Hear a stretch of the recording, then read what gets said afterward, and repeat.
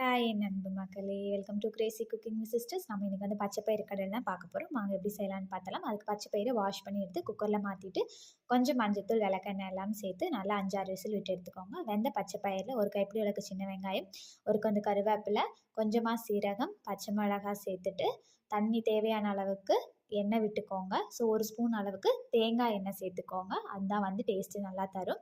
So கல்லுப்பு தண்ணி சேர்த்து இது நல்லா ஒரு 5 நிமிஷம் வேக வச்சிடலாம். ஸோ ஒரு மூடி போட்டு வேக வச்சுருங்க. நல்லா வெந்து வந்துடும். ஸோ 5 நிமிஷம் கழிச்சு எடுத்து பார்த்தோம்னா நல்லா வெந்துடும். இதை வந்து ஒரு பருவமத்து போட்டு நல்லா கடைன்னு கடைஞ்சி எடுத்துருங்க. ஸோ இவனை நல்லா கடைஞ்சாதான் காரம் நல்லா பிடிப்பான். அதனால இவனை நல்லா கடைஞ்சி எடுத்துருங்க.